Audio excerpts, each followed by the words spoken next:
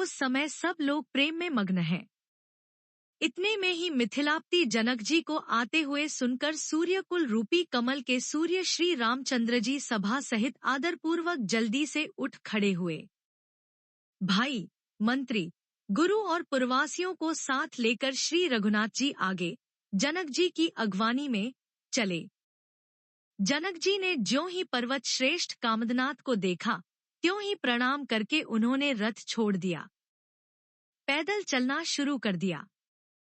श्री राम जी के दर्शन की लालसा और उत्साह के कारण किसी को रास्ते की थकावट और क्लेश जरा भी नहीं है। मन तो वहां है जहां श्री राम और जानकी जी हैं। बिना मन के शरीर के सुख दुख की सुध किसको हो। जनक जी इस प्रकार चले आ रहे हैं। समाज सहित उनकी बुद्धि प्रेम में मतवाली हो रही है। निकट आए देखकर सब प्रेम में भर गए और आदरपूर्वक आपस में मिलने लगे। जनक जी, वशिष्ठ आदि अयोध्यावासी मुनियों के चरणों की वंदना करने लगे और श्री रामचंद्र जी ने शतानंद आदि जनकपुरवासी ऋषियों को प्रणाम किया। फिर भाइयों समेत श्री राम जी राजा जनक जी से मिलकर उन्हें समाज सहित अपने आश्रम को लिवा चले। श्री राम जी का आश्रम शांत रस रूपी पवित्र जल से परिपूर्ण समुद्र है। जनक जी की सेना, समाज मानो करुण रस की नदी है, जिसे श्री रघुनाथ जी उस आश्रम रूपी शांत रस के समुद्र में मिलाने के लिए जा रहे हैं। यह करुणा की नदी इतनी बड़ी हुई है कि ज्ञान वैराग्य रूपी किनारों को डुबाती जाती है। शोक भरे वचन नद और नाले हैं जो इस नदी में मिलते हैं, और सोच की लंबी सांसें, आहें ही वायु के झकोरों से उठने वाली तरंगे हैं जो धैर्य रूपी किनारे के उत्तम वृक्षों को तोड़ रही हैं। भयानक विषाद, शोक ही उस नदी की तेज धारा है। भय और भ्रम, मोह ही उसके असंख्य भंवर और चक्र हैं। विद्वान मल्ला हैं, विद्या ही बड़ी नाव है, परंतु वे उसे खे नहीं सकते हैं, उस विद्या का उपयोग नहीं कर सकते हैं, किसी को उसकी अटकल ही नहीं आती है। वन में विचरने वाले बेचारे कोलकिरात ही यात्री हैं, जो उस नदी को देखकर हृदय में हार कर थक गए हैं। यह करुणा नदी जब आश्रम समुद्र में जाकर मिली, तो मानो वह समुद्र अकुला उठा, खौल उठा। दोनों राज समाज शोक से व्याकुल हो गए। किसी को न ज्ञान रहा, न धीरज और न लाज ही रही। राजा दशरथ जी के रूप, गुण और शील की सराहना करते हुए सब रो रहे हैं और शोक समुद्र में डुबकी लगा रहे हैं। शोक समुद्र में डुबकी लगाते हुए सभी स्त्री पुरुष महान व्याकुल होकर सोच, चिंता कर रहे हैं।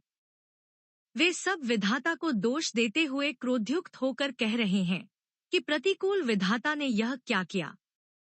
तुलसीदास जी कहते हैं कि देवता, सिद्ध, तपस्वी, योगी और मुनिगणों में कोई भी समर्थ नहीं है जो उस समय विदेह जनकराज की दशा देखकर प्रेम की नदी को पार कर सके, प्रेम में मग्न हुए बिना रह सके।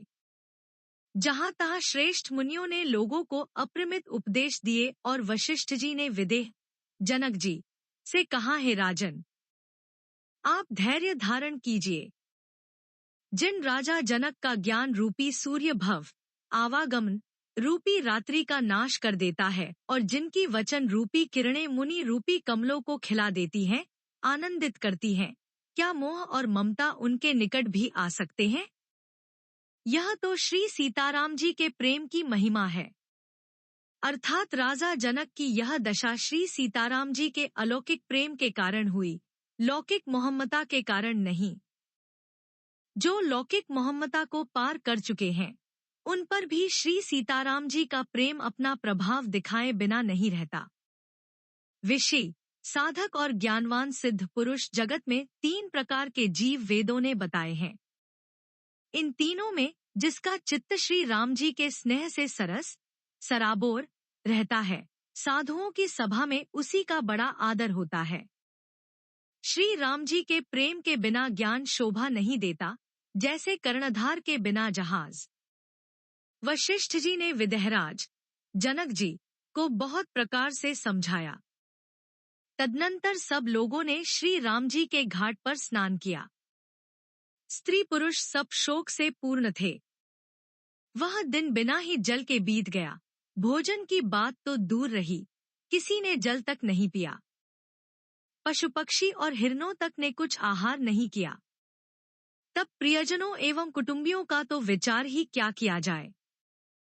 निमिराज जनक जी और रघुराज रामचंद्र जी तथा दोनों ओर के समाज ने दूसरे दिन सबेरे स्नान किया और सब बड़ के वृक्ष के नीचे जा बैठे। सबके मन उदास और शरीर दुबले हैं। जो दशरथ जी की नगरी अयोध्या के रहने वाले और जो मिथिलापति जनक जी के नगर जनकपुर के रहने वाले ब्राह्मण थे तथा सूर्यवंश के गुरु वशिष्ठ जी तथा जनक जी के पुरोहित शतानंद जी, जिन्होंने सांसारिक अभ्युदय का मार्ग तथा परमार्थ का मार्ग छान डाला था, वे सब धर्म, नीति, वैराग्य तथा विवेकयुक्त अनेकों उपदेश देने लगे। विश्वामित्र जी ने पुरानी कथाएं, इतिहास कह कहकर सारी सभा को सुंदर वाणी से समझाया। तब श्री रघुनाथ जी ने विश्वामित्र जी से कहा कि हे नाथ, कल सब लोग बिना जल पिए ही रह गए थे, अब कुछ आहार करना चाहिए। विश्वामित्र जी ने कहा कि श्री रघुनाथ जी उचित ही कह रहे हैं। 2.5 पहर दिन आज भी बीत गया। विश्वामित्र जी का रुख देखकर तिरहुत राज जनक जी ने कहा, यहाँ अन्न खाना उचित नहीं है। राजा का सुंदर कथन सबके मन को अच्छा लगा। सब आज्ञा पाकर नहाने चले। उसी समय अनेकों प्रकार के बहुत से फल, फूल, पत्ते, मूल आदि बहंगियों और बोझों में भर भर कर वनवासी, कोल किरात लोग ले आए। श्री रामचंद्र जी की कृपा से सब पर्वत मनचाही वस्तु देने वाले हो गए। वे देखने मात्र से ही दुहखों को सर्वथा हर लेते थे। वहां के तालाबों, नदियों, वन और पृथ्वी के सभी भागों में मानो आनंद और प्रेम उमड़ रहा है। बेलें और वृक्ष सभी फल और फूलों से युक्त हो गए। पक्षी, पशु और भौंरे अनुकूल बोलने लगे। उस अवसर पर वन में बहुत उत्साह, आनंद था। सब किसी को सुख देने वाली शीतल, मंद, सुगंध हवा चल रही थी। वन की मनोहरता वर्णन नहीं की जा सकती, मानो पृथ्वी जनक जी की पहुनाई कर रही है। तब जनकपुर वासी सब लोग नहा नहाकर श्री रामचंद्र जी, जनक जी और मुनि की आज्ञा पाकर सुंदर वृक्षों को देख देख कर प्रेम में भरकर जहां तहां उतरने लगे। पवित्र, सुंदर और अमृत के समान स्वादिष्ट अनेकों प्रकार के पत्ते, फल, मूल और कंद श्री राम जी के गुरु वशिष्ठ जी ने सबके पास बोझे भर भर कर आदरपूर्वक भेजे। तब वे पितर देवता, अतिथि और गुरु की पूजा करके फलाहार करने लगे। इस प्रकार 4 दिन बीत गए। श्री रामचंद्र जी को देखकर सभी नरनारी सुखी हैं। दोनों समाजों के मन में ऐसी इच्छा है कि श्री सीताराम जी के बिना लौटना अच्छा नहीं है। श्री सीताराम जी के साथ वन में रहना करोड़ों देवलोकों के निवास के समान सुखदायक है। श्री लक्ष्मण जी, श्री राम जी और श्री जानकी जी को छोड़कर जिसको घर अच्छा लगे, विधाता उसके विपरीत है। जब दैव सबके अनुकूल हो, तभी श्री राम जी के पास वन में निवास हो सकता है। मंदाकिनी जी का तीनों समय स्नान और आनंद तथा मंगलों की माला, समूह रूप श्री राम का दर्शन। श्री राम जी के पर्वत, कामदनाथ, वन और तपस्वियों के स्थानों में घूमना और अमृत के समान कंद, मूल, फलों का भोजन। 14 वर्ष सुख के साथ पल के समान हो जाएंगे, बीत जाएंगे, जाते हुए जान ही न पड़ेंगे।